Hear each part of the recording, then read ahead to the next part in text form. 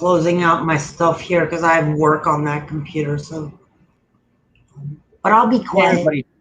Hey everybody. Welcome back to Dangerous Freedom Before Dark, where we try and keep it like PG-13. My favorite two. Uh, that's a hard one. Not to mention I make my own bracelets, anyways. But I got one of them all. Dangerous made it. There it is. turned out really nice. I like that It one. did. It's awesome, and it fits me amazing. And like I said the other day, I mean, I was at the pool and I talked to this one lady, Kelly, that was there, and I talked to her for like 20 minutes, half an hour, and when I left, I tossed my bracelet in and I was like, "Here you go." She's like, "Cool. Do you make these?" And I was like, "Yeah, I do. As a matter of fact." Awesome. Oh, it's great. Hey, what's up, Mac the Knife? What's going on, brother? Joe Morgan, dude. A Step One Survival SUV was stolen. Damn, I can only imagine what he had in there. Oh, that couldn't have been good. He's probably having to deal with cops because, well, I mean, of course, your SUV, your car gets stolen. It would be probably one of the times you'd call the police, especially if you got firearms and other things in it. You know what I mean? Hey, Miss Mary, Oh yeah, Detroit, what is I love going on, Miss Mary. brother? Hi, Steve. She's The so camel, sweet. the camel Sorry thing. about what happened today. Man, there's all kinds of crap going on, man. I mean, we got shenanigans going on down here in Arizona. It's kind of crazy. Um,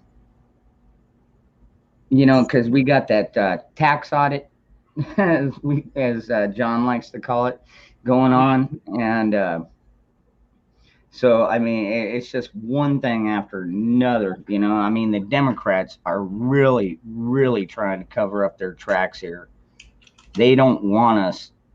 They don't want us to discover the truth. What's up, Moose? Hey, let's do an audio test. How do I sound? So far, a little bit choppy, but the video is good. Audio is just a little bit choppy, but pretty good. Okay, I went back to my old system and I've got everything on my computer shut off except YouTube and StreamYard, and I may kill YouTube, so it's just the StreamYard. Good evening, sir. How's the Hi, hot sand? Niki. So far, foaming. It's pretty good, man. I mean, we got up to 100 degrees today. We broke the triple digits. Yeah, yeah. It's gonna be a fun summer. It's gonna be an expensive summer. 72 My here. it's running like crazy. Dude, yeah, it was one notch under 100 today here. One notch under. Wow. Yeah. On my house. Yeah, but what's your humidity at though? Doesn't even matter when it's 100. I mean, come on, man. This is ridiculous. What's up, Greg? Oh my god. It was just ridiculously hot. I stayed inside in the garage the whole day listening to rock and roll and working. There you go. I don't blame you one bit. It was too hot. Yeah. Turn down the cops. Was that a police scanner? Yeah, sheriff scanner. Yeah, I keep it on to hear what's going on in the valley and in the local area here. We got another one going on. Like I said, there's a couple. There's one scandal going on between. All right, so the judge that was that permitted the audit to go ahead and go forward. Apparently, he had to recuse himself, and so the judge, the higher up judge has to appoint a different judge to the case. Well, Right. It turns out that judge happens to be married to one of the board of the supervisors. Who get this? His name is Bill Gates. Go figure, right? But anyway, he's not the software guy. But still, I mean, he was I mean, like seriously, dude, there's like some scandalous stuff going on. And then now, okay, the place they're holding it is called Veterans Memorial Coliseum, and it's usually that it's the home site for the Arizona State Fair. Well, Right. apparently, a carnival was booked to be in there, so now they've got this carnival going on right next door to the Veterans Memorial Coliseum. All I gotta say is I hope our Arizona sheriffs ramp it up. But you know what, Arizona and our law enforcement, they're pretty good about taking care of stuff. I mean, you know what I mean? If people try and get out of line or anything like that, they'll put. Are people thinking there's a security breach possible or an attack or? Some people are, and I mean, because I mean, like my buddy John over at the Prepare Minds, like what say, you know, a bunch of BLM and tots and bums and everybody go in there and you know, go, like, say they're going to the carnival, but then they just breach on through. The only problem is we don't have a whole lot of that problem down here.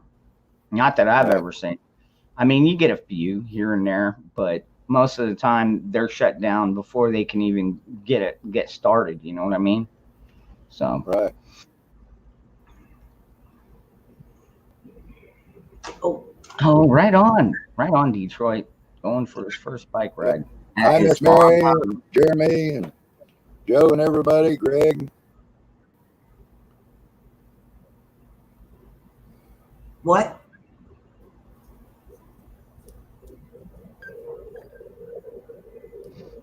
I'm just catching on the chat. What's up, Backwoods? Hi. Well, Reliable, good to see you. Backwoods Law. I wonder if that's a cop or a lawyer.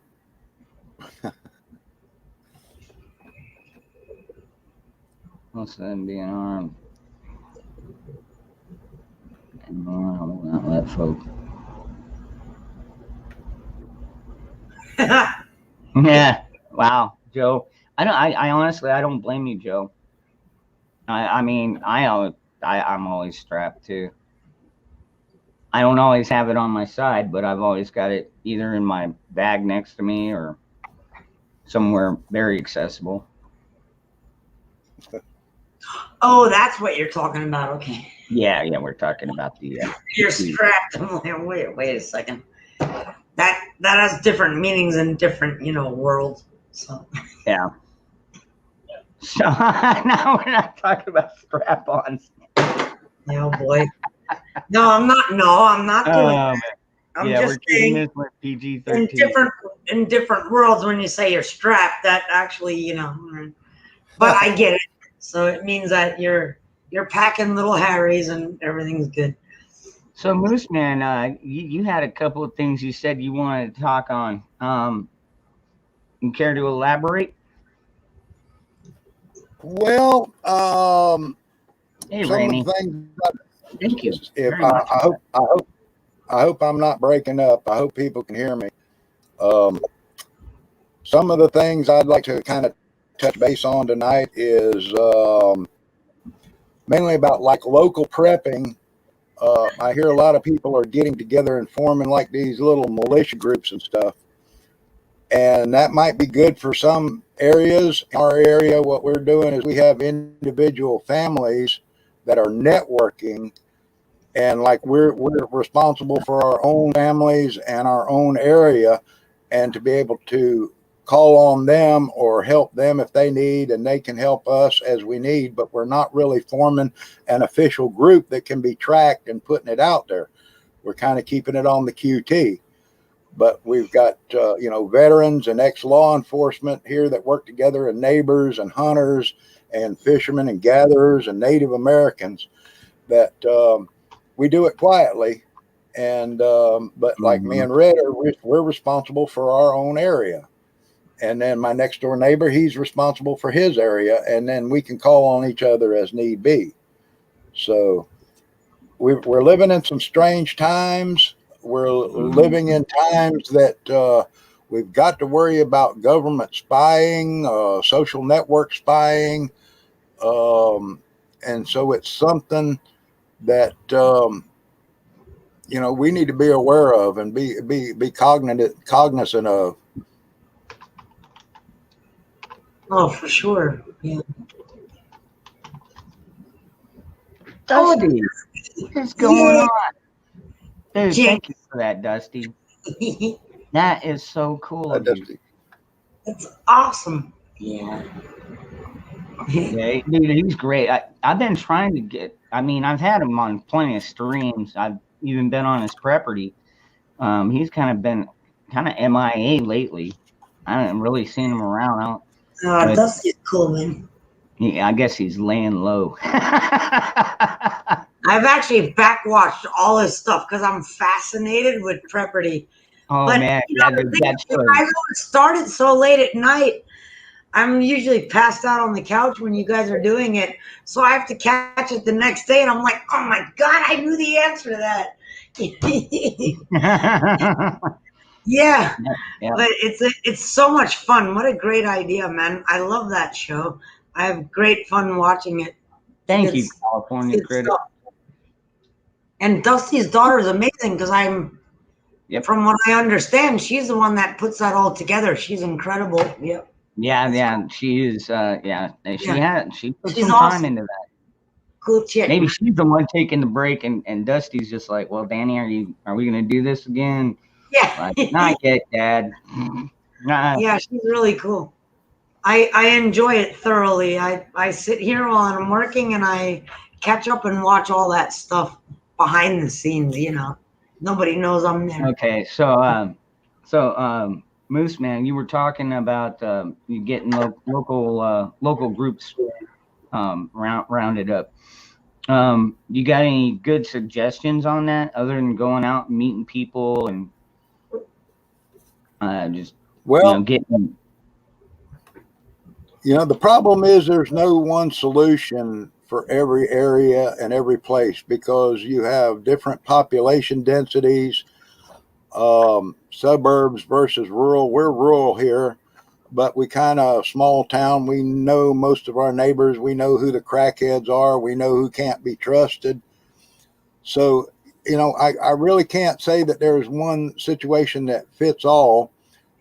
Here in Southeast Oklahoma, I know people that I trust. I know people that are armed. I know people that have food. I know, people who not to trust. And so it's a matter of networking. And here, we also have a group at a cowboy church that is teaching hand-to-hand combat and self-defense that you get invited to. And some of the cowboy churches here are working to form their own groups within their structure of their people. And like I've been invited and I've attended and learned some hand-to-hand self-defense techniques from master guy. This guy was an MMA fighter and he's got more degrees in different stuff and really impressive guy. And we practice on each other and we have fun doing it. So it's those kind of things, but mainly people need to be responsible for themselves, their family, and their area is what I'm gonna say. When I go into lockdown here, my place is going to be locked down. There will be no access except by foot, and you better know the password if you're coming in here, because if not, you might be in trouble. Gotcha. Cool. Especially after dark. Yeah, especially after dark. Yeah. Right. Yeah. What about you, Niki? What do you got for defense around your house besides Little Harry? Oh, well, I got more than Little Harry, but no, I actually have motion detectors all around my property. So, and the funny thing is, the main reason why that I first put them up is to catch iguanas. Fair enough. When they go off, it tells me the sector that they've gone off in. So I go out to whatever sector they go off in and I see the iguanas. But, in the last 6 months, it's actually helped me because, like, even when code showed up, Sector 1 went off. And I'm like, oh, there's two douchebags in a shirt out front. That's not an iguana. Although I'd like to turn him into one. So, you know, you know what I mean? And so I've got that. The thing is, I actually don't have anything outside of my motion detectors. But the weird thing is, I don't sleep a lot. And I've got security like we do at the shop with the cameras and all that. So I can turn it on and view it from my computer, but that doesn't do me any good if I'm sleeping in the middle of the night, you know? Mm-hmm. So that's why I do the motion detectors, because they're loud. And if I hear a noise, I wake up right away because I'm a really light sleeper. And, you know, again, if you're passed out in the middle of the night and a video camera goes off, that's not going to wake you up, but a noise will, you know. So that wakes me up. And then I go out and, you know, everything, I make sure I keep everything dark. And then I got used to actually keeping like a t-shirt next to my bed because I'm always naked. So it's like I'm not running outside naked with a gun, you know. I gotta throw I don't know. That might be scarier to some people. It might be, yeah. You never know. Naked gun 44 and a half.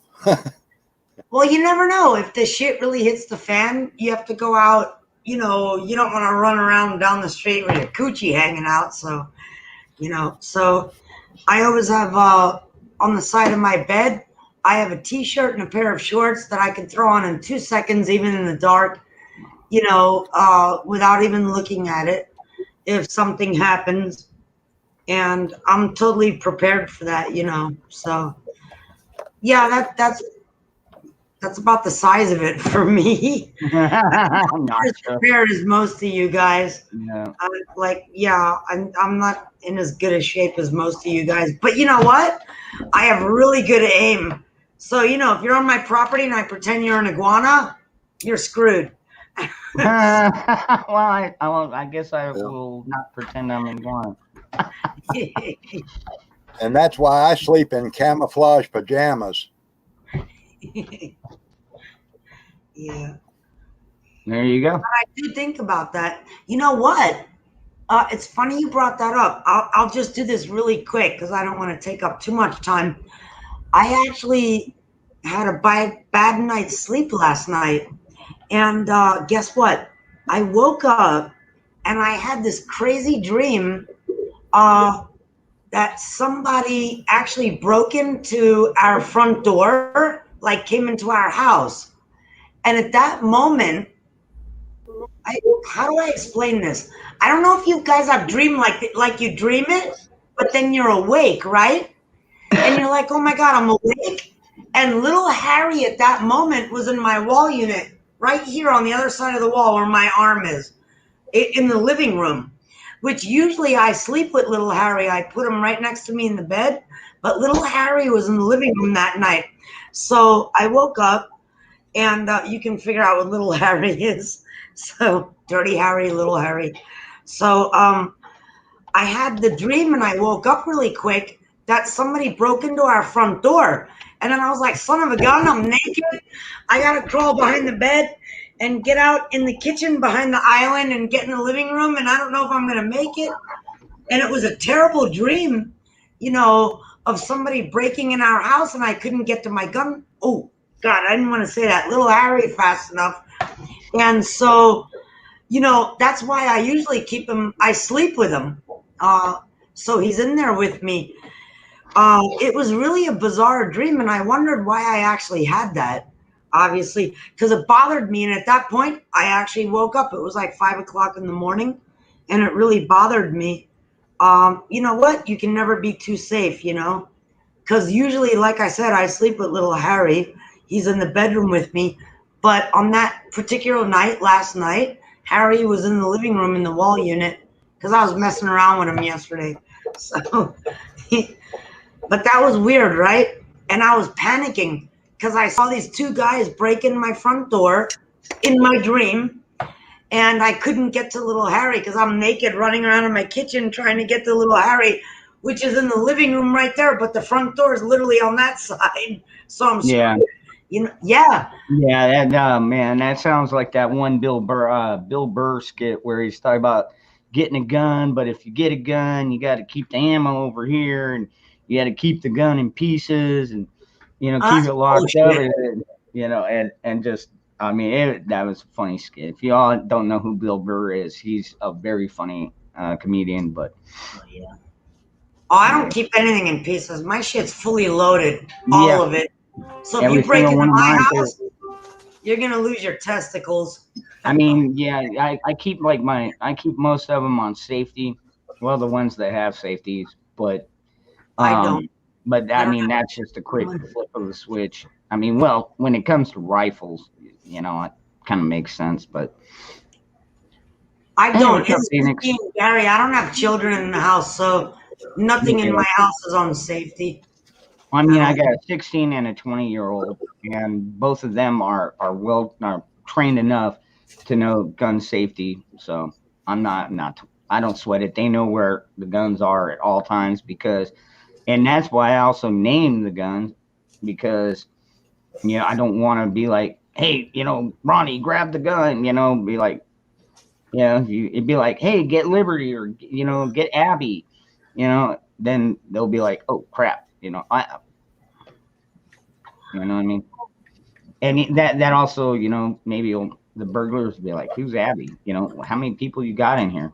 And they'll find out pretty soon Abby's not not a person. Yeah, I did. I trimmed her up. Do I call it the safe? No. I don't have children in the house. It's me, Gary, and the dog. I don't. The funny thing is, my BB rifles that are scoped out that I shoot the iguanas with and hunt them with every day, I actually put them on safe. But that's because they're fully loaded and ready to go. And I lay them down on my chair or my table so I can pick them up and just bam, because the iguanas are quick. Mm-hmm. So those are on safety. But my AK, plural, I'm not going to say everything else. How many? And little Harry doesn't have a safety. He's a 5-shot Ruger LCR. And he's got 38 plus P in him. There is no safety on those. So you're not safe. And he's great. But everything else I don't keep on safety. I don't need to. I don't have children in the house. And we're both gun smart. And the thing is, I don't want, to actually take the time to go, oh my God, I got to take the safety off to go do something. It's pointless because I know my guns and all that. So I don't. Lone Star. Like Democrat theory, guns go out and randomly shoot people when you're not looking. I know, right? It's Florida. But it all depends on where you're at. And if you have children, I'm a big advocate of gun safety, so put your safety on and do whatever. Mine are almost never on. This is gun safety right here. This is gun safety. Mine are always on. 101 right here. Yeah. Keep your booger hook off the bang switch. Yeah. I take the time to get dressed. I'm not dressed. This is like my shit hippie dress. It's all tie-dyed pink. It's garbage, and it smells like shit too. That's lovely. But thank you for that. Fortunately, we cannot smell through this screen. Yeah, no smell. Well, thank you. You could sit there and say it smells like roses. Kind of looks like it. Yeah. The question in chat is about the SKS prices. I've seen SKS running anywhere from $350 for a pretty beat up one to about $700 now. They used to be dirt cheap, $75 to $100, but everything's gone up in price. But the SKSs, you can find them for $350 to $700. The best ones are the Russian milled receivers with the screwed in barrels. The next best will be your Chinese, and then your Yugoslavians, your Yugos. Yeah, I remember that too back in the 90s. I mean, I walked into this one gun store back in '95, and this was shortly after I graduated. So I was 21 by that point. Um, and anyways, they had like one of them big old wooden barrels, like the 55 gallon type wooden barrels, and they had Mosins in there. They had they had all kinds of old surplus, and I think they had SKSs in there. And like you said, dude, they were selling for like 50 to $75 back then. And I mean, I was like, I wish I would have bought more of them, but at that point, I was only looking for a handgun, so I got my 357 Colt Trooper. But I'll tell you what, those are good rifles. I've got 2 of them. Cheap or not, they're cool. They're fun. they win wars. Totally They've worth been it. tested. They've been true. Yeah, they're good. Yeah. Good stuff. Yeah, Joe Morgan. I'm a collector as well of all different kinds, mainly military, but finer rifles, including and Civil War rifles. I've got a lot of, some handguns and stuff. I've hunted with handguns and stuff. And backwoods law, yeah, I'm an ammo millionaire with the price of ammo now because I reload and I've stockpiled ammo because I do a lot of shooting, a lot of competition shooting, hunting, and so a lot of target practice to stay, to keep up. You've got to practice to stay on top of the ball. So yeah, ammunition hopefully will be coming down shortly as Remington's fired up. It'll be about 4 months before we'll see a really good load coming on the market, but they're working 24/7 now that they're out of the bankruptcy. They've been bought up. They're back in production with a lot of new machinery. As long as they can keep getting raw materials, we'll be seeing ammo coming back down. Yeah, I believe you're right about that. Yeah. Yeah, Joe. Yeah. Yeah, I was fortunate when I started getting into ARs. It was about 5 years ago. So I mean, I was able to get the upper.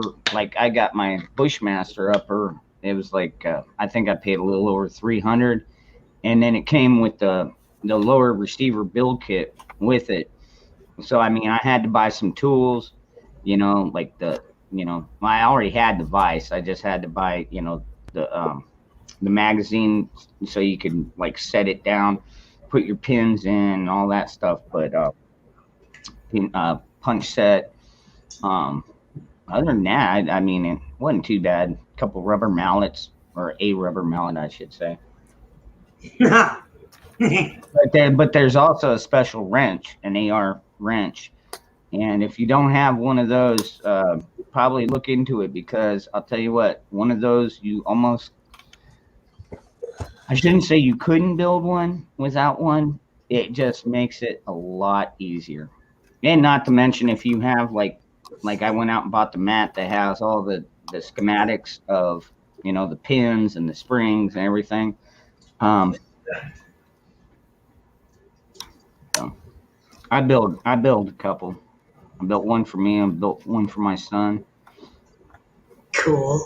I wish I would have bought more. I mean, I wish I would have bought more uppers, but right now the lowers are even getting really pricey too.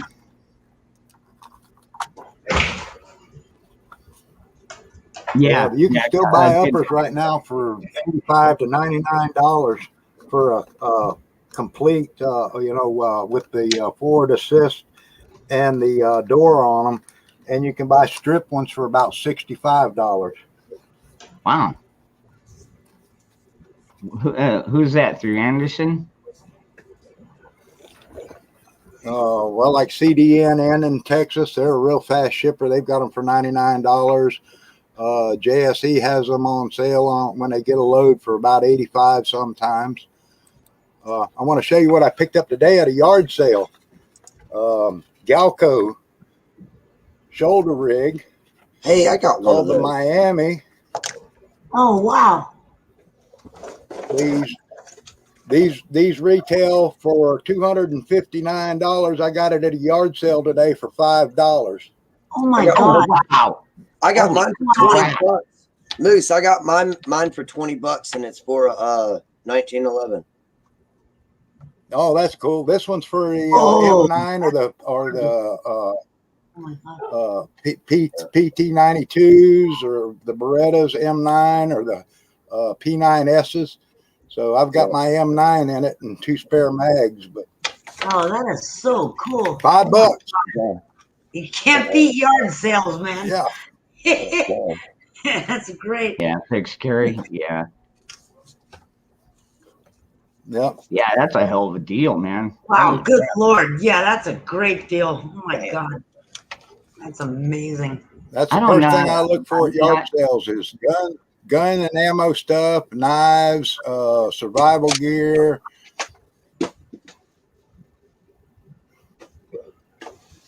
Yeah, you're lucky because where you live, you can find that stuff. When they have yard sales here, all I find is gay shit. Oh shit! I shouldn't have said. Sorry. You're all right, Niki. Like, Um, do you want the black I mean, thing or the and purple honestly, one? I'm I like, mean, no, I don't want a fucking dish. I got plenty. like seriously, I mean, unless you're a suit and tie kind of person, I mean, down here, a shoulder holster, yeah, you don't even really need it because most people aren't wearing. I mean, the majority of people, unless you're in politics or something, don't wear a jacket.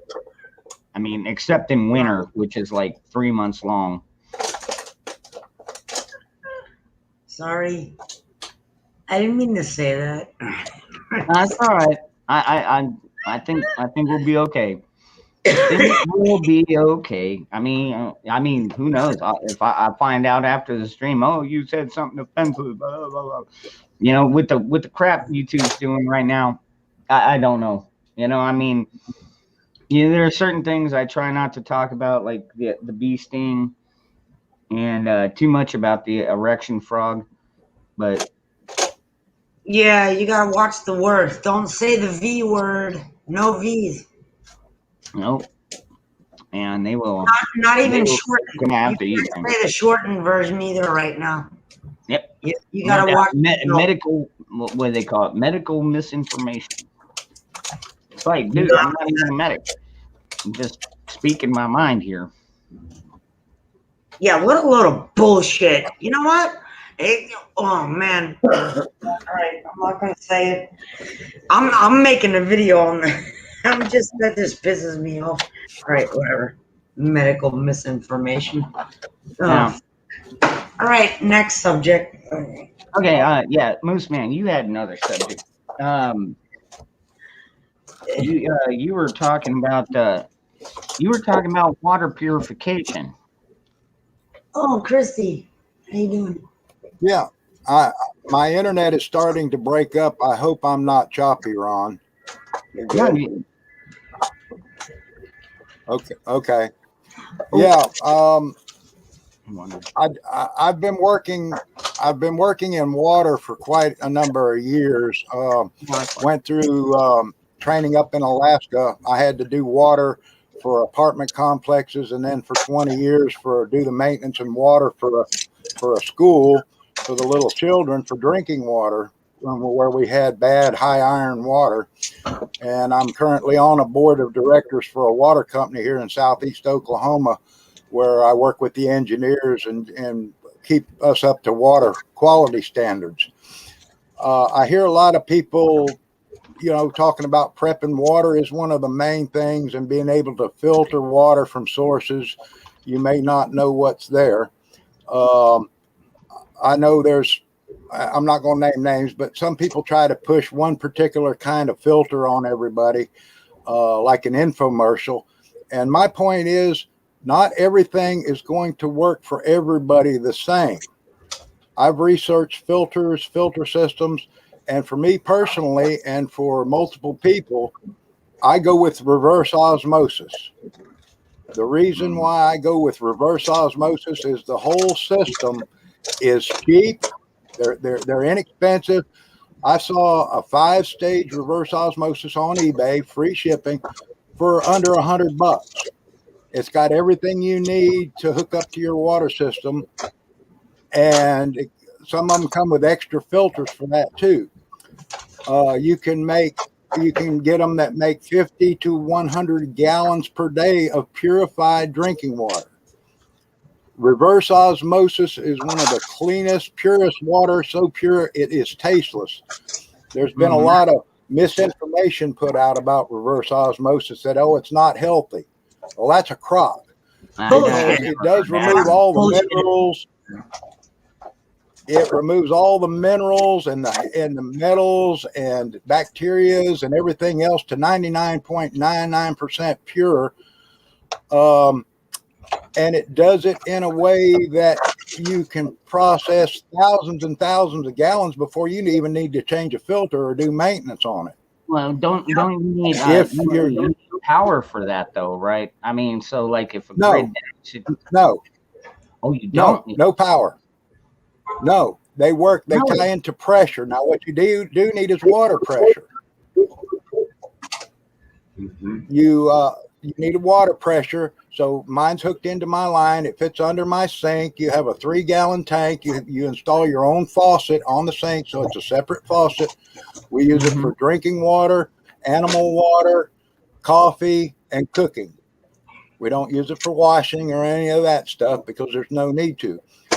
With commercial water, even like we have, that's been chlorine treated, we're getting what they call TTHMs, which are a cancer-causing byproduct of chlorination. Okay.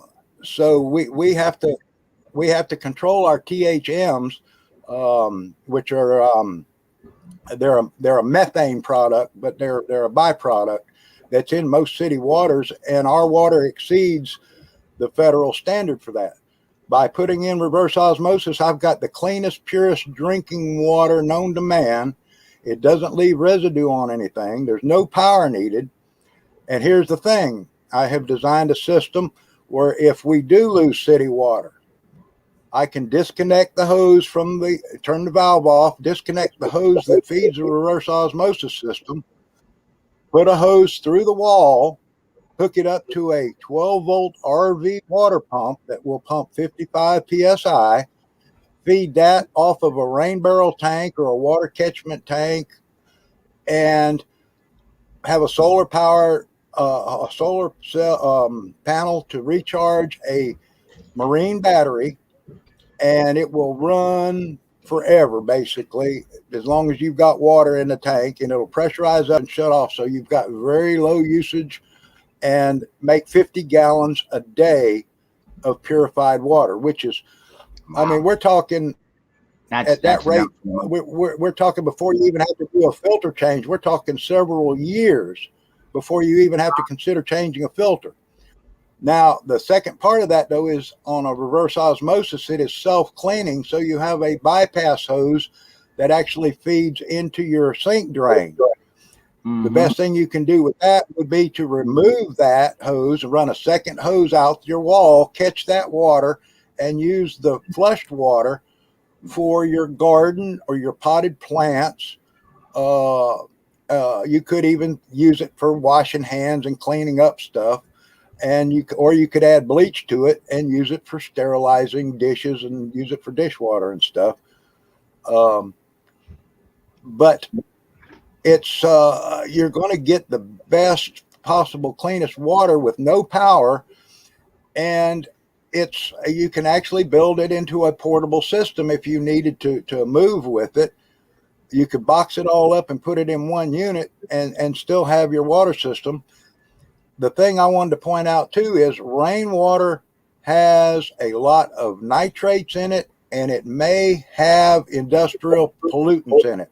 Acid rain, jet fuel residue, pollens, things in the air once the rain starts. So these are things you need to be aware of. You need a filter system that works high capacity, especially for a family, to be able to remove those contaminants.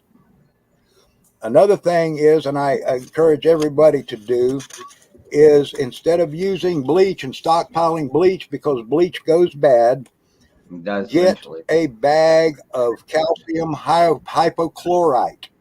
You get it at a pool store. 1 pound will treat 10,000 gallons of water. I'm pretty sure we've got that stocked up here at my park because we have 2 pools, so I'm sure they've got that stuff. Yep. Calcium hypochlorite. You mix the powder with the water to form a solution, and then you research it all, and it tells you how to mix it up, and then you add 1 part per 100 of calcium hypochlorite, so it doesn't go bad like bleach. Bleach sitting goes bad, and the other thing is with bleach, depending on the water, you need to know what percentage of bleach your bleach is, because with 6% bleach, you need 8 drops for a gallon of water, whereas if it's 8.25% bleach, you need 6 drops per gallon of water. But if your water is cloudy or it's colored or it's very cold, you need to double that amount of bleach to be safe and let it sit for 30 minutes. Mm-hmm. That's what I've always heard. Yeah, once you add the bleach, you have to let it sit. How much bleach do I need to get rid of a guy that irritates the fuck out of me? I'm just kidding. You're gonna need a little bit more bleach for that. Yeah, okay. Got a few gallons over there. I'm just joking. Sort of. All right.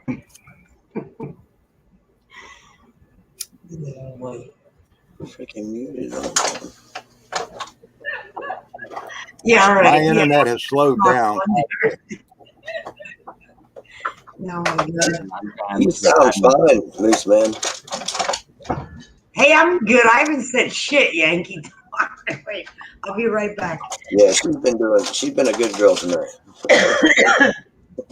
Well, look, I've been practicing because Ron called me yesterday and he asked me, and so I was like, I'm doing it. And so I worked the whole day today. I did my little live stream with my tropical crap until YouTube threw me under the bus. And so I was good. And, I got rid of the testicles in there because he annoys the crap out of me. So there you go. I got rid of that shit. And so I'm doing what Ron told me. I'm being a good girl, man. Yes, you are. You've been very polite so far. What? I said you've been very polite so far. Yeah, all right. Let me mute my mic so I don't disappoint you. No, I'm just joking. I'll be right back. I'm a good girl. Yeah, we've got pool shock too, and we do have pools down here.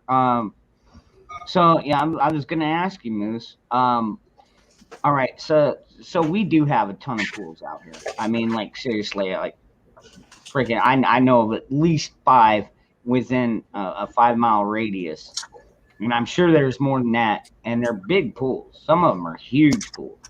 What's the best way to clean pool water? Best way to clean pool water. The best way would be to boil it.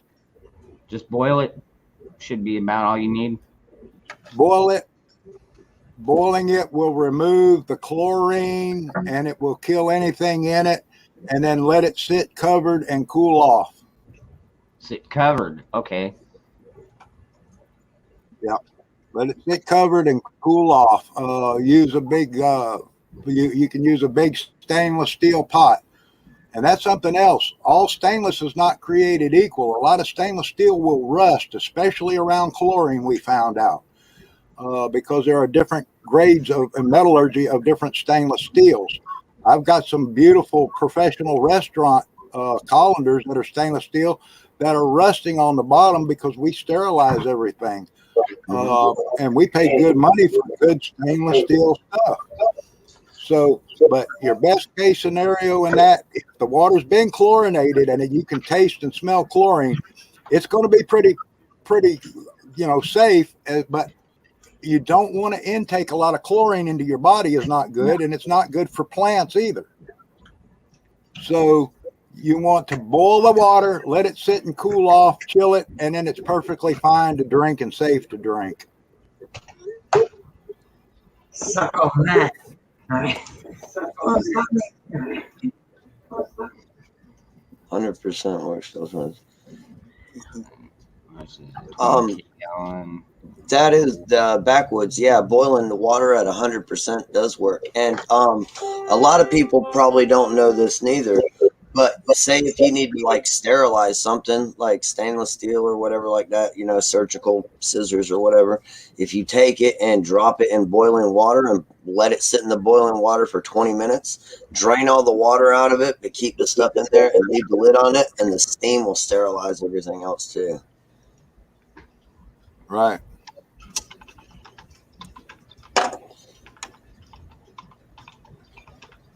David P., that's a good question about thermonuclear or water boom.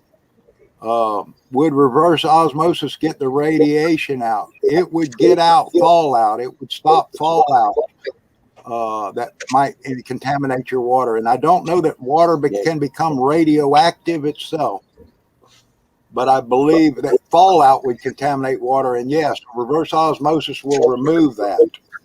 6-8W. What the hell is the 6-8W?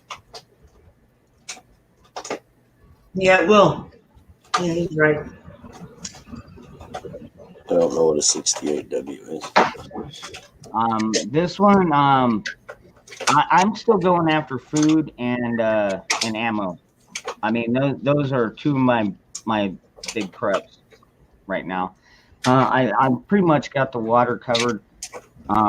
But I mean, ammo, it's like, yeah, I mean, I'm not sitting on a stockpile like Moose down here. But when the whole ammo shortage hit, I wasn't like frightened. You know what I mean? Just like with the TP shortage, I was never frightened during that, because it's like, well, I've got a couple, the big stacks of them. And it's like, yeah, I mean, like seriously, people are freaking out over TP, and that was one of the dumbest things, man. It just goes to show you how stupid people are.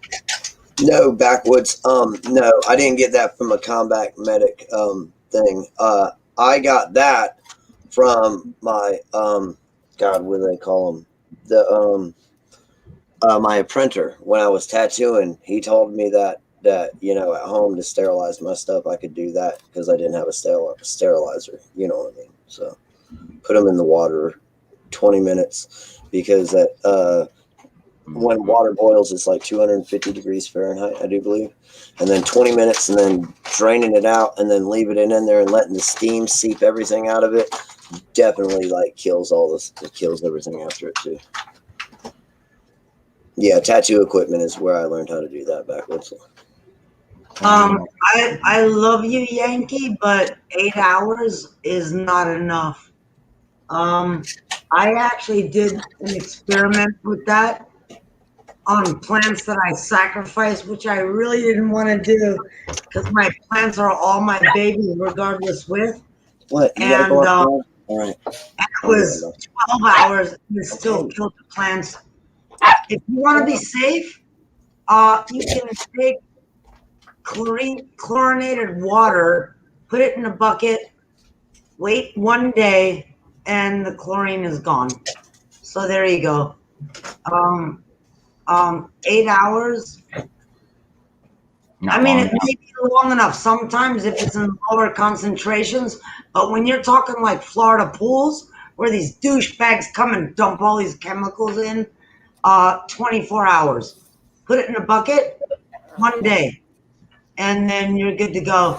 Because chlorine generally takes 1 day to dissipate and evaporate out of water. But then, you're left with all the other bullshit that they put in the water. So, And if you raise the water temperature to 140 degrees, will destroy the chlorine too. from 99 degrees Right. to 140 degrees. Yeah, right. Oh, wow. But the swimming pool never gets that hot, so that's why I'm saying Right. 8 hours, not long enough. Well, I mean, Want like, it the You're natural right, way, like put it like, in a well, bucket, 24 hours. so Yeah. like my thing is like Yeah. today we got to 100 degrees today. So like I could have taken a 5-gallon bucket of pool water and set it out there maybe for 8 hours in 100-degree heat. That might have baked it Yeah. out, right? Right. I would have waited until the next day. I wouldn't even mess with it at that point. I I mean, leave it overnight. yeah, at a certain Yeah. point you'll be able to smell it and tell if there's chlorine in it, right? Put Well, it in a yeah, black the bucket thing is in like the sun, and it will go over 100 degrees. And a black bucket will bake it. Go ahead, Nikki. oh yeah. No, you're right. Yeah, yeah. If you got a black bucket, I mean that'll make it hotter, obviously, because it makes it hotter. But the thing is, I'm a fish girl. I've had fish tanks all this time, and the thing is, I've actually done experiments. Uh, Less than 24 hours does not work. It kills the fish, and if it kills my fish, I know that it's not long enough for you to put it in your body because it's killing an animal. So the thing is, it will dissipate, evaporate or whatever, dissipate within 24 hours. But to be on the safe side, if you're dishing out water out of something, I would give it 24 hours and the chlorine evaporates and it's gone. And then, and the thing is, we're bigger than a fish, right? So you think it won't kill you, but it still has a negative effect.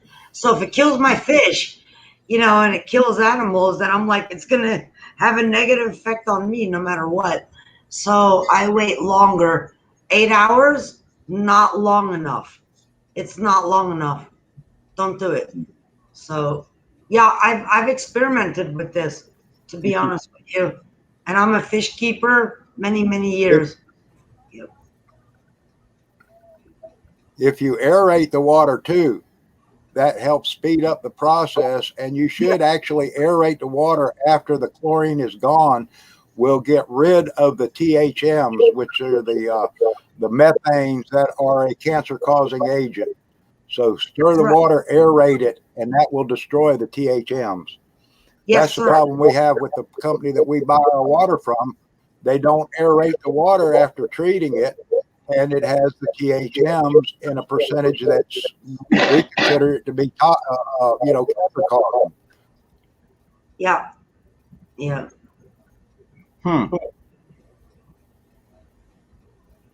Yeah, that's right. Test strips. Yeah, test strips probably are not a bad idea, Reaper. Yeah, that's right. I had a lot of the test stuff for pH and all the rest of that stuff with my fish. But the thing is, I caught rainwater, and when I did a water change, which was far and few between, because the one tank that I had was over a 250-gallon tank. It was huge, and so I caught rainwater. And then I boiled it and I let it cool down in a lot of buckets. And then I changed the water for my fish.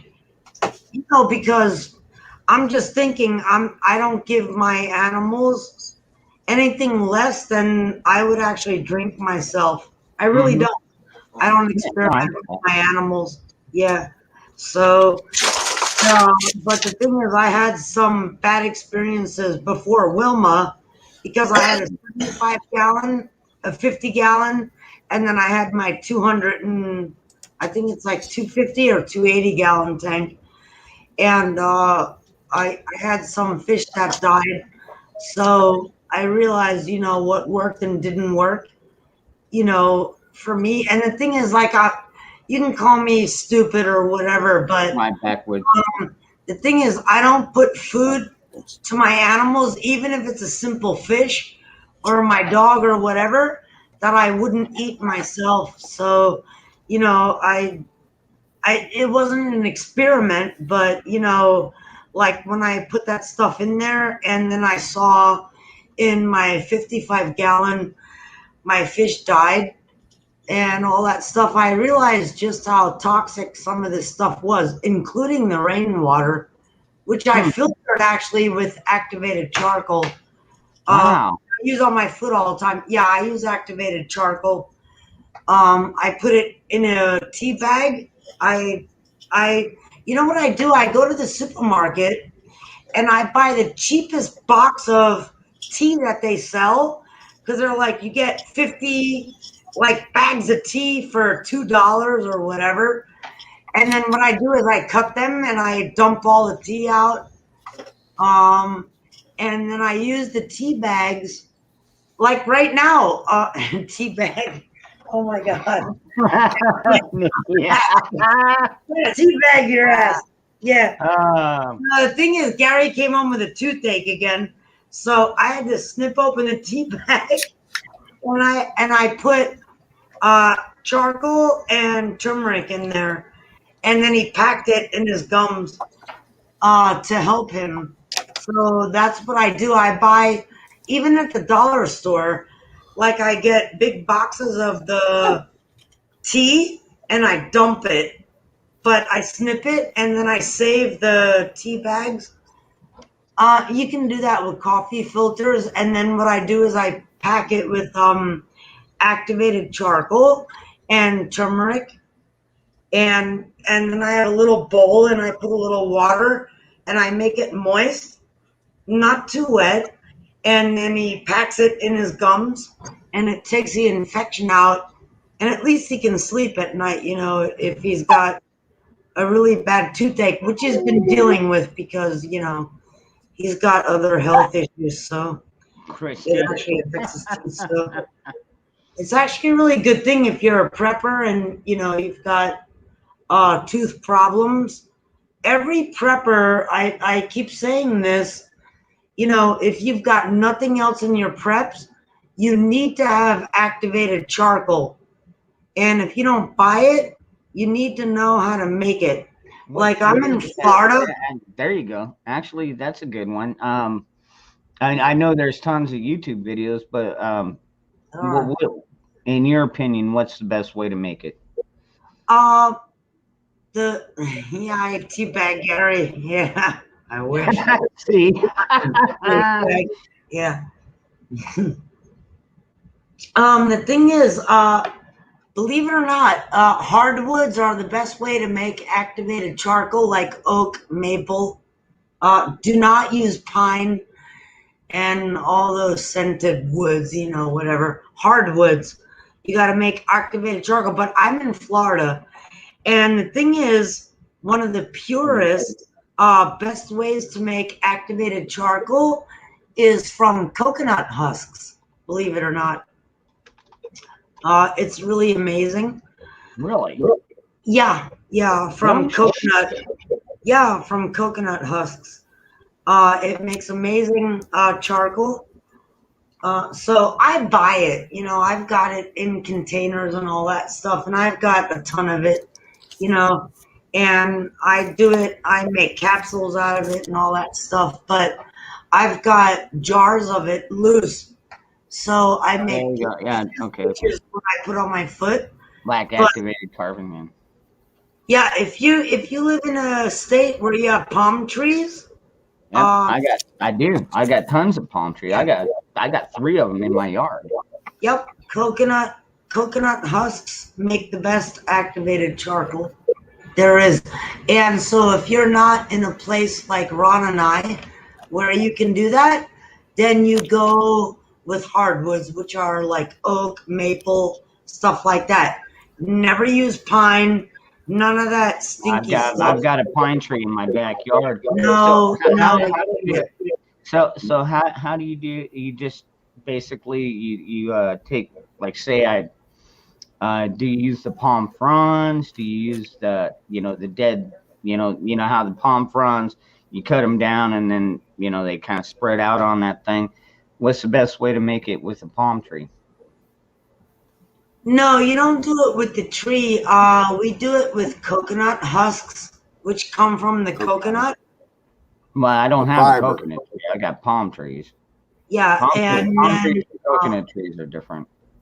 yeah, we fire them up under fire, and like the way you regularly make activated charcoal with other things, you have to cook it, light it up under fire, you know, Mm-hmm. till you get it to a certain point. Yeah, it's kind of a there's kind Almost of like a so. It's almost it's basically like making char cloth, correct?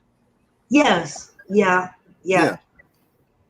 Yeah, Okay. we use 5-gallon metal buckets and with a pipe coming out and put it in a fire with all your chunks of wood in. And when it burns off the gas out the pipe, cap it off and remove it, and you end up with a nice block of charcoal that is, you can use different woods. I prefer to use willow and alder. Oh yeah, that's a good one. And you can make gunpowder out of that too. So it has a dual purpose. You can add your sulfur and your potassium nitrate and grind it up, and you can make black powder using that same charcoal made out of alder and willow are the best. These 3 filters are what comes in a reverse osmosis unit, along with one more filter and your membrane that they force the water through for purification. These 3 filters, the other filter and the membrane, will do about 20,000 gallons of water or more, and we're talking under about 30 or 40 bucks for the complete set once you've got your reverse osmosis unit, which, like I said, runs from $65 to $150 with a lot of extra filters and stuff.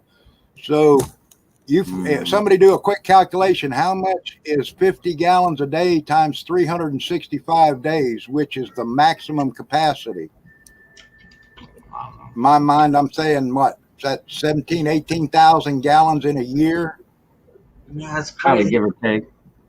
I don't have a calculator handy. That's enough. That's enough for a family of 4 for 7 to 10 years of fresh water at a gallon per person a day.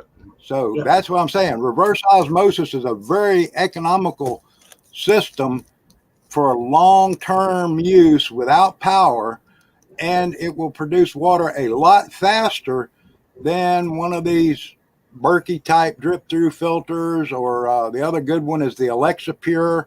The Alexa Pure actually will do more gallons of water than the Berkey will. So I've looked at all these filter systems. I have one of the old portable Giardia systems that if you've got a running river or stream of clear water, you should still use this, because Giardia, which is beaver fever, can be upstream if there's beavers and make you sick as hell for a long time. So I still have my systems for that I carried in Alaska. But we had springs. If you've got spring water, usually that's pretty safe if it's not a contaminated pipe somebody put in there. If it's coming out of a pipe, they'll do that a lot in Alaska, and you get really clear, cold water that's basically pure. Sand filters are great. We've used green sand filters. You can make your own pour through with using silica sand that you buy for sandblasting, good high quality old bed sheets, charcoal, and water coffee filters, paper filters, and you can make a lot of water in an emergency quick that way. But like I said, I like my reverse osmosis because it's got a 3-gallon pressure tank that comes with it. And so you've got a 3-gallon at any time you need, and then it will build itself back up and do, like I say, you can get a system that does 100 gallons a day. If you're like a family of 8 or 10 people, get the 100-gallon reverse osmosis system. It's a matter of changing out one cartridge, and it will make more money, more water for you with less money. So you guys want to laugh your ass off? I go to Goodwill when they have 50% off days on a certain color, and I buy all white t-shirts, and then I throw them in my washing machine on 2 cycles with bleach, and they get clean. I cut them apart, and I use those as filters, because I collect rainwater because it falls out of the fucking sky. I live in Florida, so I have no shortage of water. So, Yeah. but I actually, if you want to be cheap about it, go to your thrift store, and like I'm saying, Goodwill, like you go there and it's like, oh, today is red tag day, everything's 50% off. And then buy yourself a bunch of t-shirts and all that. You cut it off, throw them in the washer, put a few tablespoons of bleach in there, and then that's it. If you want to be cheap, and then you do that, and then you can cover your big pots on the patio and on the patio, and then and it's really freaking cheap. And I've got other means to do it by, but I love doing stuff that way, because it's frugal, and I just like to play around with stuff that's actually cheap, and what can you do if you're in a shit hits the fan situation? So that's kind of the way I roll, And then, Nikki, you can take your T-shirts and buy these for $1 at the dollar store, and it's for writing on cloth, and you can say "F you Biden" across a white T-shirt and black letters. Make your own T-shirt. Yeah, it's great. I actually made stickers kind of close to that tonight. That's what I've been doing all day today. There you go. Yeah. Yeah, you can make your own message on cheap T-shirts. Let's play hide and go. That actually is an order for somebody in Tennessee. They got that, and I'll tell you what else they ordered. Here, I'll show you. This is what I've been doing all day. My stickers. That's the other thing she ordered. She ordered You're all sheep. 50 of those. She ordered 50 of those. Hang on. I like that one. You're all sheep. There's more. I love that she one. ordered these because she's just Still suck. Disco Still sucks. And then the thing is, I have, which I won't show on Ron's live stream. I have a gun section of my graphics that she ordered like 150 of those. So, but I won't show those here. I like that. With a lunatic. By a lunatic with that high-powered rifle. That's good. Yeah. Right. Yeah. Oh, that's Hey, funny. Benjamin, how you doing? That is funny. What's up, Benjamin? That's good. Yeah, dude. The gun stuff I won't show. It's crazy because the Tennessee guy, she does the flea markets with her husband, and she orders upwards of 500 to 600 count stickers from me, and they're all gun related. But I can't say what they are, because we're on Ron's live stream. Yeah, but, yeah.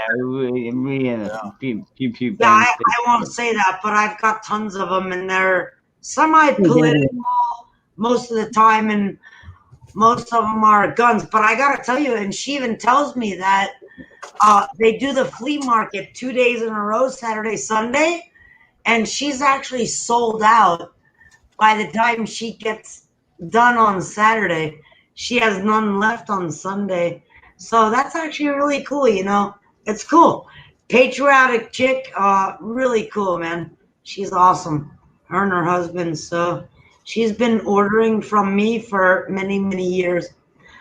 And so I do those, but I don't show those online, because Yankee. Yankee Watchdog. I've seen that. Yeah, it takes the filter, but it does. You don't have to buy the whole Berkey system. It just utilizes the filter, and I'm actually considering that because I was thinking about buying the Berkey, and then now I'm thinking maybe Alexa Pure, but maybe I'll go ahead and do it like you said with the 5-gallon buckets and just do it like that. let it filter Get like a reverse osmosis. You won't regret it, Ron. Even for your water you're getting now, purify your own drinking water that you're getting commercially now. It's healthier for you with a reverse osmosis.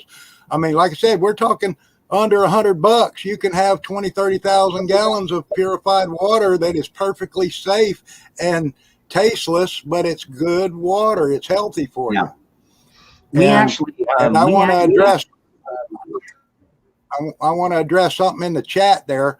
I want to say first hi to AV Lawns. That's my buddy Aaron up in behind the lines in New Yorkistan. He's a good friend of mine from Arizona that moved to New York. And New York. thanks for joining us. in the dark. What's up, brother? And Fuzz Fork, dogs drink out of the water out of the toilet. What do I think of that? Dogs can handle more bacteria and stuff than humans can. But it's like, okay, like a friend of mine who's a doctor was asked one time, can you get VD off a toilet seat? And the doctor said, why, certainly you can get VD off a toilet seat, but there's much better places to make love than a toilet seat. So, a little common sense. Oh, God. Oh, man. Common sense. Oh, it's terrible. Oh, my God, but it's funny. Oh, my God. Oh, for fuck's sake. So, well, there's a reason for that because, cats are actually even worse than dogs when it comes because they've got the acid in their stomach can break stuff down, way better than we can. So that's why they can swallow bones and do all that stuff. Yep. They're meat eaters by nature, which humans are not. Oh, by the way, AV Lawns, New York Outcast is out there too. I mean, I don't know if you guys want to try and share info. He's a Second Amendment guy, if you know what I mean. So and so is Bioxo 77 is not far from Aaron. Yep. Bioxo 77's in Buffalo. Oh yeah, Bioxo. Oh, he's so cute. I love Bioxo. He's so cute. I love Bioxo. Yeah, Aaron's trying to get out of New Yorkistan because he's a gun dealer. He's a licensed federal gun dealer. Cool. Now that working. And he's fighting with the government all the time. And but he's a great guy. I mean, he's one of the guys that I would love to have on my six and trust my back with. Yeah, for sure. Yeah. 35 minutes south of Buffalo. Okay, yeah, all right. Yeah, you are actually closer to everything. That's funny. I can't keep up with that. It's AT, right? No doubt I live in a free state. There's no way I'm moving back to that shithole. Dude, that would be awesome, man. Like if a bunch like I mean we got Lake Ferry and Bigfoot up there. We got Bioxo up there. We got New York Outcast up there now. Dude, tons of, and that's the thing though. People forget because New York, because of that New York City, I'll call it shithole. It gives the entire state a bad name. But there are tons of patriots in New York. There are tons of patriots in California. There's tons of patriots all across this land. It's just, they conglomerate in these groups. I don't know. Maybe they're cheating. Yeah, I'm not, dude. I think this last election pretty much proved that point. But I'll say that. I'll say Patriot in the darkness. I've got to save that one for the after dark because I don't want to get this channel taken down because I went against. That's great. I mean, I don't promote anything violent, unlawful, abusive, harmful to anybody, but there's some. I mean, we're just trying to discuss topics and talk about prepping and patriotism and. Aaron has a cane Corso that is a monster dog. It's beautiful. His cane Corso pup, and it's like over 130 pounds or something now, and it's an awesome dog. Damn right, Debbie. We got I got California Critic out there. Yeah, just like if you look at the electoral map, dude, there's so much red. I don't. It doesn't even make sense how these blue spots can like override the rest of the state. It just doesn't make any damn sense. Wait, Yankee just said, Corsair, that's weird. My view of this live stream backed up about 20 minutes. So wow, that means you're like 20 minutes behind? Really? Oh, that sucks. See you, Steve. Yeah. Dude, Yankee is amazing. I love Yankee. That's Yankee Spanky right there. I love Yankee. Radio Free America. Well, you're originally a Yankee, aren't you, Niki? Yes. Yeah. Well, originally, no, I'm not.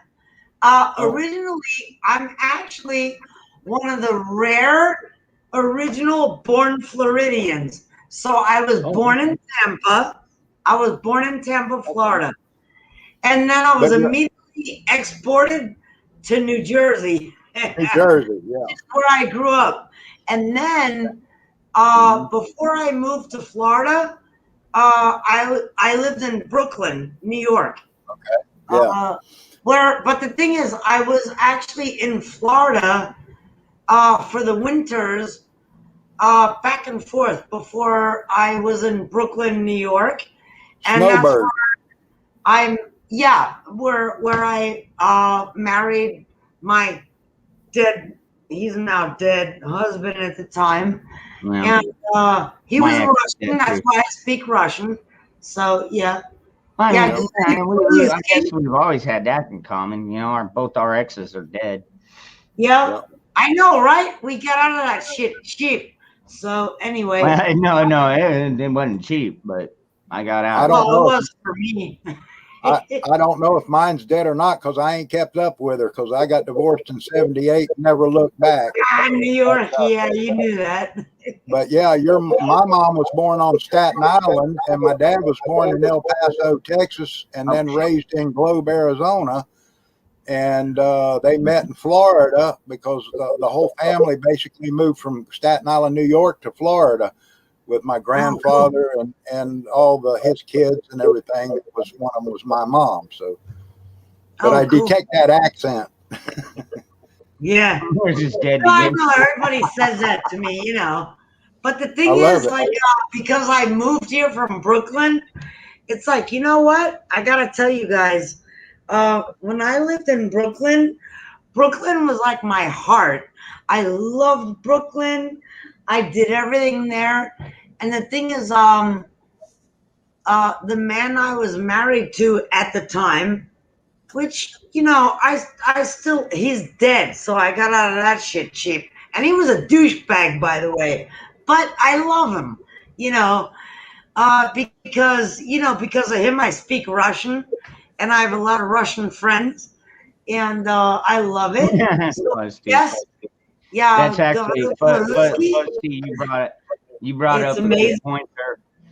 Yeah, no doubt. If we did have, I love New York. Yeah. But hold on. If we did do like a meetup, you know, like a New York meetup or Arizona meetup, whatever. I like what Fuzz T Fork said. You know, because we might not remember all the names, so you're gonna have a shirt with your freaking channel name on it. And I'll be honest with you, Fuzz T, a lot of my contacts that I have that's actually I got their handle first, and then, you know, the ones I know their real names, which I know a few. Actually, I know everybody's real name in this panel, but what do you think? I mean, we've been on for an hour and 20 minutes. Should we open this thing up to other people here? I mean, that's cool. Yes. I mean, I know Mooseman said that he might have bad with, but I mean, you're coming through clear right now, Moose. So. Yeah. Yeah, What do you say, yeah, it's not Bob? too bad. I've got everything else shut off except my phone is attached to the internet, so I'm glad it's working. I wanted to make sure that we got the information out. I do have a little trivia question for you though before we do that. Okay. And this is going you're going to find this real interesting, okay? And this concerns home canned foods. What food, home canned food, is the most common cause of botulism poisoning in the United States, and we'll use from 1996 to 2014? What home canned food is the most common cause of botulism in the United States? Oh man. Probably kidney beans. Oh man. You got to soak your kidney beans before you cook them. Oh man. And then some, because they can be really bad. Dude, I think This is going to blow y'all away. This is going to blow y'all away. Corn. What? Really? I don't know. I was just guessing. Corn? Trying to watch the chat. I'm seeing tomatoes. There's a lot of tomatoes. I'm gonna say tomatoes. I'm gonna go with the chat on this. All right. Well, tomatoes is actually kidney acid. And beans are mother. Yeah. Okay, I'll give you the answer here, guys. The most common cause of botulism in the United States from 1996 to 2014 was home canned vegetables, and in particular, green beans. Most people don't realize you cannot water bath green beans. You have to pressure can green beans and handle them extremely with caution. And I've heard people say on other channels, you can water bath green beans. No, you can't. They have to be handled special. But out of 210 cases of botulism, 145 were home canned food, and 30% of those were home canned vegetables. The rest were home canned fish and chicken and meats that people canned and did not properly follow the procedure. So people, be safe when you're canning. Follow the rules. Even if you run your pressure a little higher for a higher temperature, make sure you've got the time down. Turn your heat off when that time's over, and let it come down slowly on your pressure so you don't blow up your cans and jars. But be very careful when you're prepping and home canning food. Follow home canning guidelines. And if you there's plenty of information on the internet, the Blue Book of Canning. Follow those to the letter, because if not, you're risking killing yourself. And in a shit hit the fan situation, there ain't gonna be no doctors, and there's no cure for botulism. That's a deadly toxin. Wow. Yeah, And on that note, I will be right back. I posted the link in the chat. So if somebody else wants to come in here and pop in and say something about our conversation or add something to our conversation, you're more than welcome to. I will be right back. I gotta go. Go Arkansas. Am I camouflaged enough? I'm wearing a camouflage shirt. The camouflage background. I thought it'd be pretty funny. Yeah. I think Granny Red's right. If you fail to put sugar in with your tomatoes, the lid will blow. Yep. But tomatoes are considered a high acids, as are vinegared foods and stuff. We boil peanuts. We can boil peanuts, which are low, but you have to pressure can those in salt water. So, yeah. Be careful. Be careful what you do out there, because your life may depend on it. Yeah, Jeremy and I know a lot about food safety, right, Jeremy? Yes, absolutely. Botulism is no joke. Oh man, you'll have a bad rest of your life if you get botulism, and there ain't nobody around to help you. Well, you can die from it. Yeah, you die. Oh yeah, and it's horrible. That's what I'm saying. It's very painful and horrible. E. coli and salmonella. Yep. E. coli, salmonella, botulism. Botulism, I want to say you get diarrhea. You poop yourself out. Yep. That's exactly what happens. Yeah. And it's nonstop, like nonstop. You literally dehydrate yourself pooping with botulism. Yes. Yep. And I don't think there's a cure for botulism either. I don't think there's not like a it's not like an antibiotic. Poison. Yeah. Right. It's a poison. Yeah. And yep. Be very careful handling raw meat, raw fish, raw chicken, especially pork, especially pork. And you want to make sure you cook your pork all the way up to 165 degrees. And if you want to be safe, go ahead and bump it up the extra 5 to 10 degrees and make it 175. Because if you do not cook your pork all the way, you will get tapeworms and you will get worms. And that is no lie. Your pork has to be cooked to at least 165 degrees. You get them cyst worms. That pork has them cyst worms. Some of them, I forget the name of them. They get in your muscles and you can't get rid of them. So, you can also get tapeworms from them too. Trichinosis. Yeah, you can also get tapeworms from them as well. Yep. So you got to make sure pork is the one thing that you have to make sure is cooked thoroughly. Like, yeah. Yeah. Now, like with hamburger, you have to at least brown it first, right? Hamburger you can brown. Okay, and here's the deal with hamburger.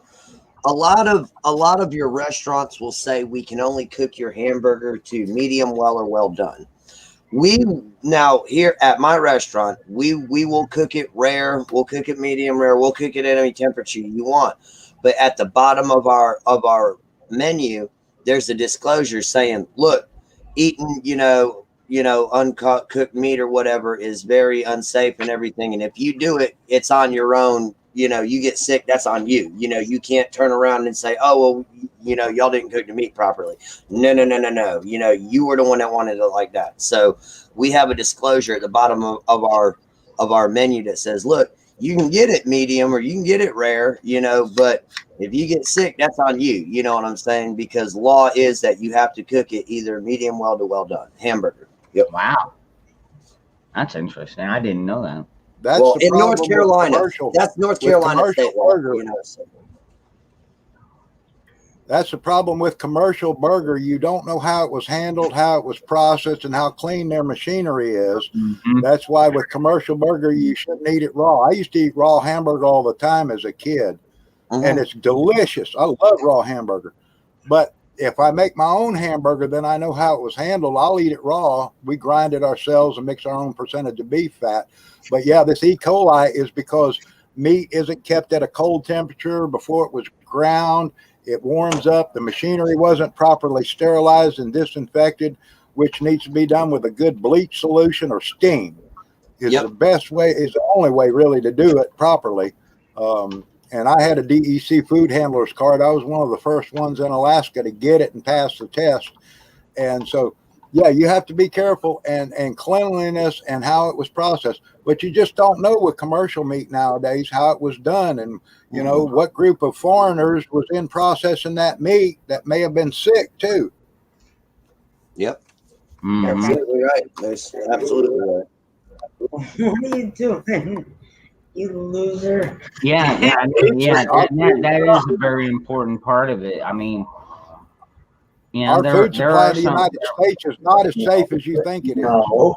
And here's another. Oh my God, no. Here's another thing. Go ahead, Dangerous. Go ahead. I was gonna say my sister worked in a I think it was Pepsi Cola factory back in the freaking 80s. And man, like some of these guys, they would like pee on freaking cans and stuff. I mean, just nastiness. I mean, so like every time she gets a new can, like say, because she still drinks it, because the stuff inside the can is good, but but as far as the outside of the can, you never know. She always washes the top of it. Yep. She drinks out of. Now you like JT? How many times? Jakey. That's Jakey. How many times in the grocery store have you seen somebody grab a can, pick it up, look at it, fondle it on the shelf? Happens a lot. Stop licking me, fucker. Well, I mean, we've already seen the videos of those people going in. They'll take like a butter. I mean, well, the first one I think was ice cream. They would like go open a thing of ice cream out of the freezer and lick it and then put it back. And I mean, like seriously, that shit right there, I would prosecute the shit out of hell that. out of somebody for that. Yep. Yep. And I've seen them do it with butter, and I mean, it's just fucking yeah. People are fucking disgusting, folks. I mean, I'm not saying everybody in the chat is, because actually, you probably if you were a disgusting person, most likely you wouldn't be here. Most likely you wouldn't be here. And by the way, like once on a blue moon, we do get like a group of trolls that come in and try and mess with the channel. And so yes, if you wonder why I've got so many mods, it's because I'd rather have people that I trust out there keeping an eye on this chat, because I can't always keep an eye on this chat. But other than that, Benjamin, yeah, dude. Oh, Benjamin, that was disgusting, dude. Yeah, there's video. Look it up on YouTube. Mm-hmm. It's out there. Oh yeah, I got schooled on the trolls last week by somebody. Hey, trolls, go fuck yourself. All right, sorry. All right. There you go. Right, Jake? Go fuck yourself. Oh, he's growling. Get him, Jake. Stick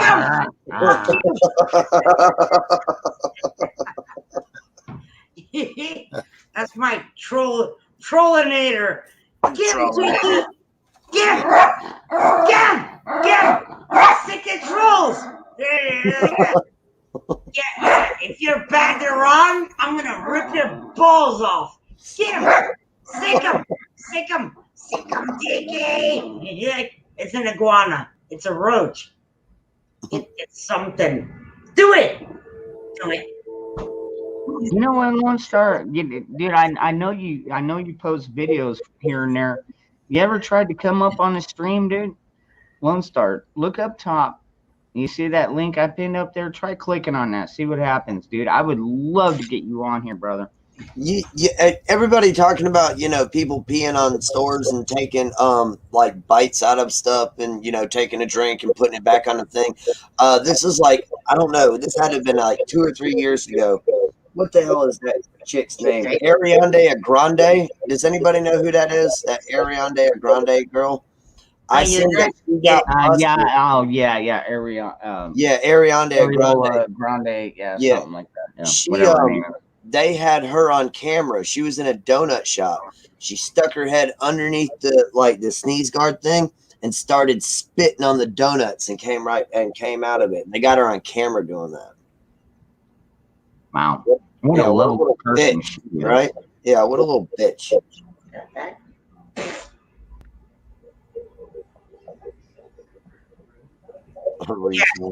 Idiot. That's just so nasty, dude. Yeah. Oh, yeah. When I seen that, I was like, "What the hell, man?" Yeah, and she's supposed to be like a celebrity. Yeah, exactly. That's what I'm saying. Yeah, people look up to her. Little kids look up to her, and they see her posting on her Instagram. Hey, watch me go spit on people's donuts. You know what I'm saying? One of these days, I'll catch it early enough, brother. That's stupid.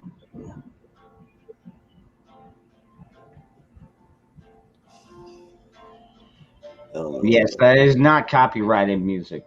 That is my kids playing in the background, if you hear that. Cool. Yeah, Dickie, that's like cool music right there. Go on. That's a messed up thing too, dude. Because my kids, I mean, I've got one son that plays the drums and guitar, and then my other one plays the guitar and sings. And they've got a bass player that comes and they'll do some covers. They tried to post it to YouTube, and they got a copyright claim on it. I mean, are you kidding me? Copyright claim for doing a cover of music. I mean, that's just that's funny, Yankee. And that's she is in I don't understand that either, because YouTube has all this stuff out for the public to view. People can view everybody's stuff. Why can't we share what we view on YouTube? Because they're not a publisher. All right, JT. Thanks for hanging out. Yeah, like I did that tonight. The funny thing is that today, like I was working all day. It was like a 4-hour live stream, and then we all just had fun at the end. And I'm like, you know what? I'm gonna put some Rush on. So I put Rush. I did YYZ. I did another one, and then Janet, and who else was on there? Like, oh, Niki, It's not dog cars. you just got canned. Yeah. I'm like, fuck you too, man. Fuck you guys. Yeah, they do that. I mean, it's supposed to be the free speech platform, but they've fallen so right. far. Oh yeah, They've it's in the name of art. Yeah, you're right, Lone Star. They call it art. That's why they get away with the nudity. Yeah. Oh, like nude yoga. Yeah. Like seriously, I mean, go to YouTube. I mean, don't do it right now because you're watching us. Yeah. But after the stream, go check out nude yoga. Dude, you'll find all kinds of skimpy shit here, but yet he gets a strike up there for an American flag on a bikini bottom with a freedom, stick. You know what I'm saying? That's some bullshit. You know what I mean? Oh, okay. Well, you know what? Thank you, Debbie. I will mention that to my son. Yeah. Oh, you're getting buffering. Buffering bad. I'm sorry. Buffering bad. Yeah, I had that too, man. It was just stupid because we were good for 4 hours. I'm sitting here working, and then suddenly I put Neil Peart on. Everybody was all happy, and then everything went to shit. Like, are you kidding me right now? Christy. Why are you messing with Steve? does videotape. He may, but you know what? He doesn't videotape it. God. That's stupid. That's weird. No, it just really actually sucks because everybody else can, share and stream what they've done without a problem, and then suddenly I've got a problem. It's just stupid. Yeah, it's just idiotic. Yeah, whatever. I don't care. So I said, you know what? Or whatever, YouTube, kiss my fucking ass. Wait, where's the sticker?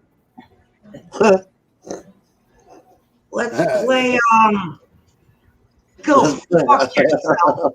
So, by the way, that's going on Duke tomorrow when I ride out to 27. And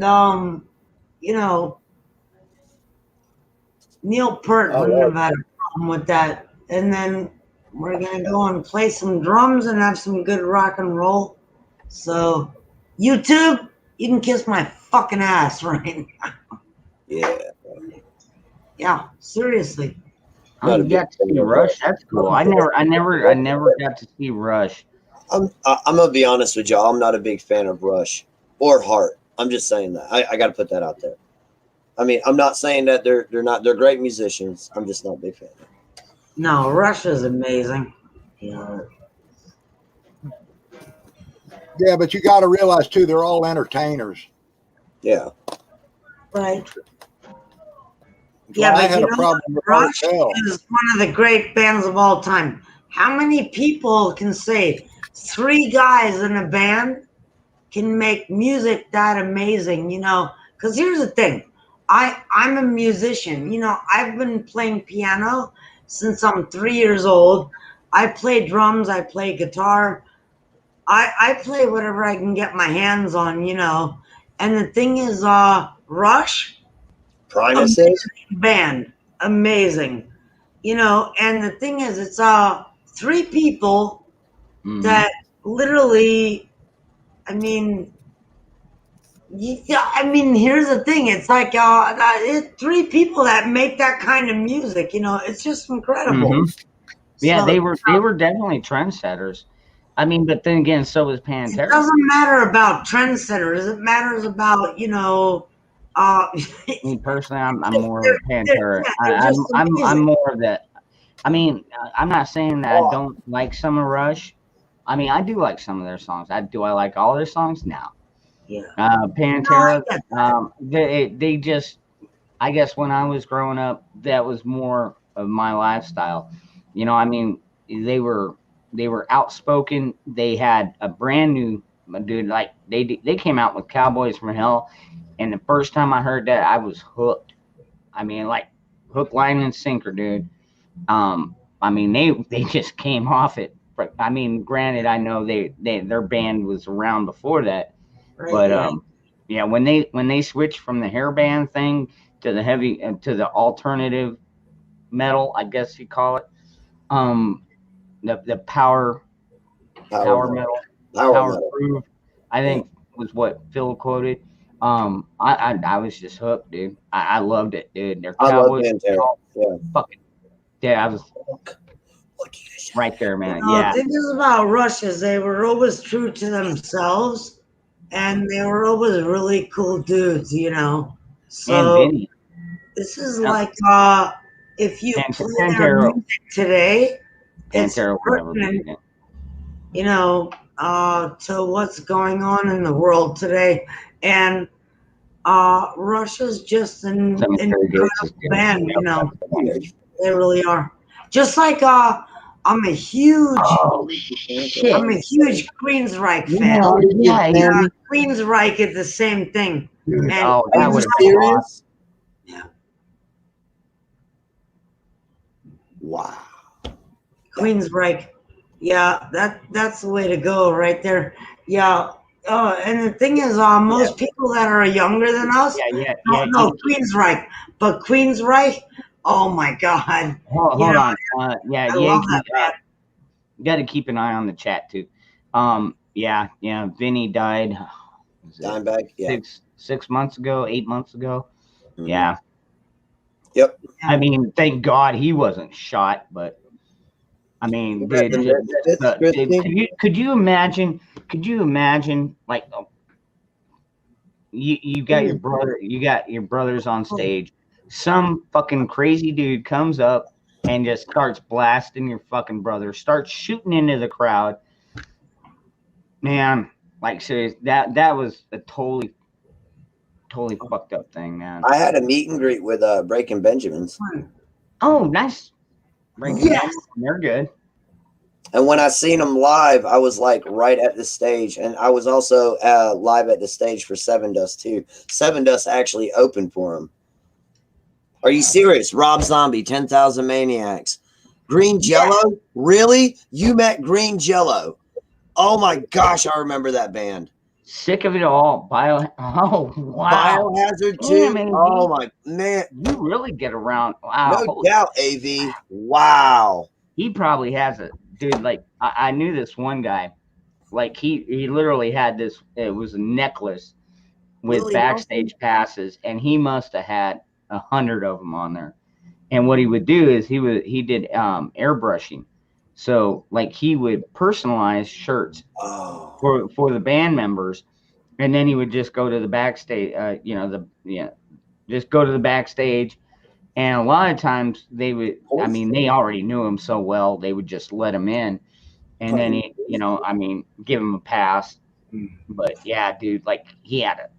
I mean, like seriously, on one necklace, he probably had a stack of backstage passes this thick. I mean, it was just insane how many. It's like, why do you wear so many, dude? That thing weighs like 50 pounds now. You know what I mean? Oh, no way. Yankee partied with Poison? Yeah, I know. You're my hero, dude. I love Outcast. that. That's amazing. Yeah, dude. Breaking Poison actually. Benjamins was Poison. awesome. That was actually my first concert. What? Was Are you Poison and kidding me? Poison That's and David Lee amazing. Roth, dude. That's Oh awesome. God, your coffee cup. You freaking Shit. That's so fucking cool. I got it at the bookstore. Books a Million. No, you don't know. Ron totally fucked my night up because I was like having a playlist of like scorpions, poison, and all that crap. And he's like, he like sent me a text, and I'm like, oh crap, I gotta start everything, stop everything I'm doing, and I gotta like join him because I was like jamming here, I had the shit going. I'm not gonna tell you who I was sharing it with, but whatever. Propane. Oh man, oh man. I remember back in the day, I got to see Corrosion of Conformity, and it was a small venue. I mean, I didn't get to like meet and greet with them and everything, but I mean, it was only like 250 people. I mean, it is a small venue, but man, dude, that's where I got to know Corrosion of Conformity, and where I got into their music, and I still keep them on my playlist. You know what I mean? I hear you. So, Yeah, Benjamin. Yeah, that's awesome. COC, baby.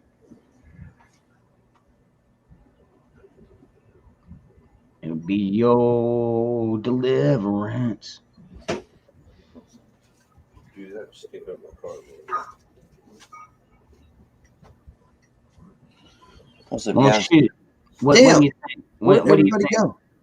I don't know. Do you think we should move this over to the After Dark channel? Yeah, because yeah, my buddies just got here, and I'm getting ready to do some business right quick.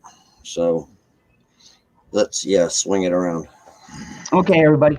Well, I'll tell you what. I guess we're gonna wrap this up. We're almost at the 2 hour mark. We got about 15.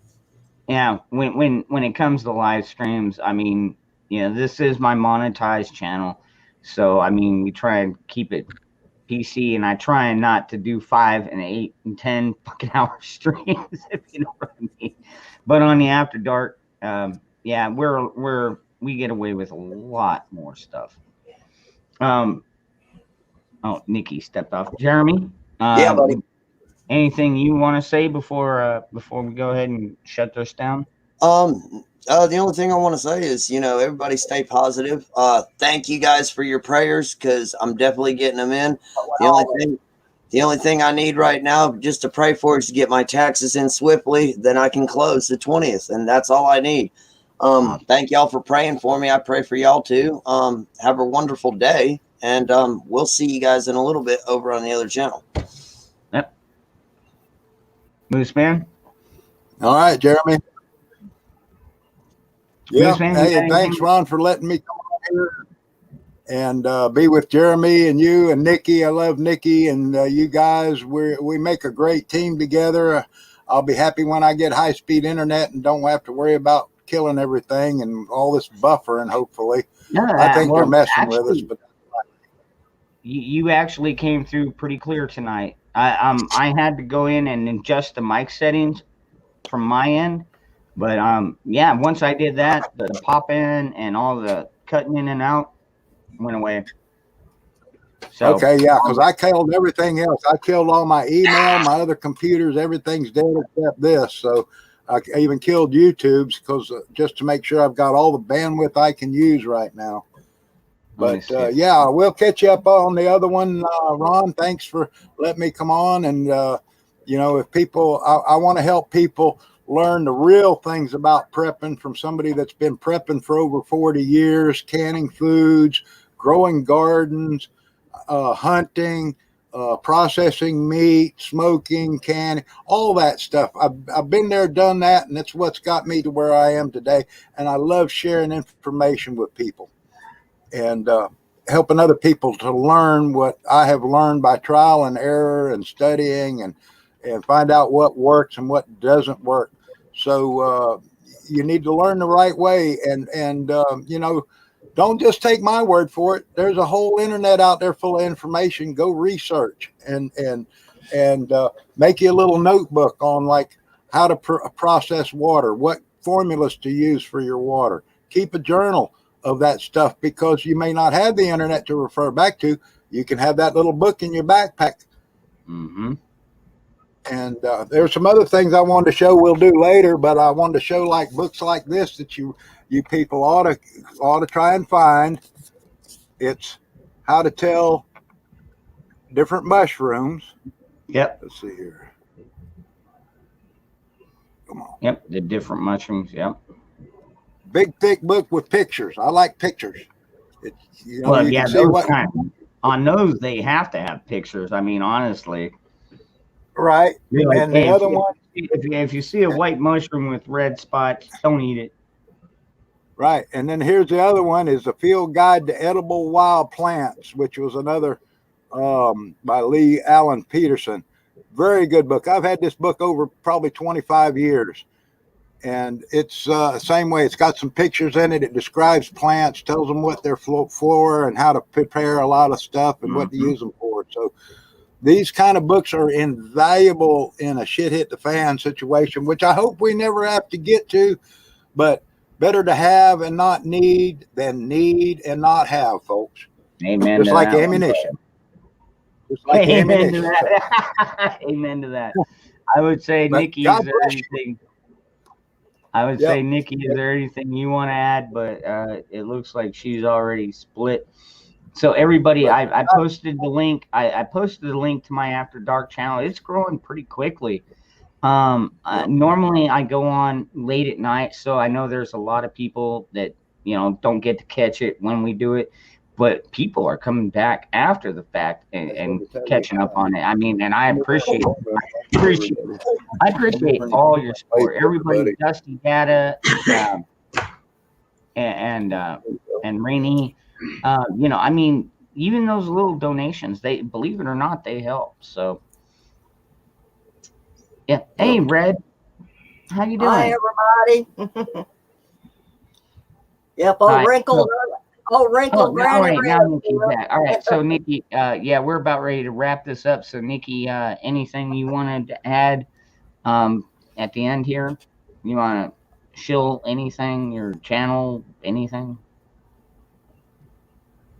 No, I just had to go to the bathroom. I was just trying to get a piece of ass, and that didn't work. So, Okay. so All right, we'll save that for after dark. Not happening. Anyways, folks, yeah, I'll be over there in a little bit. So that didn't happen. I hope to see y'all over there. I know. All right. Just being honest. Good night. Thank you. God bless everyone. Keep your powder dry. Absolutely. Keep your powder dry. God bless everyone. Have a great night. We'll see you on the other channel.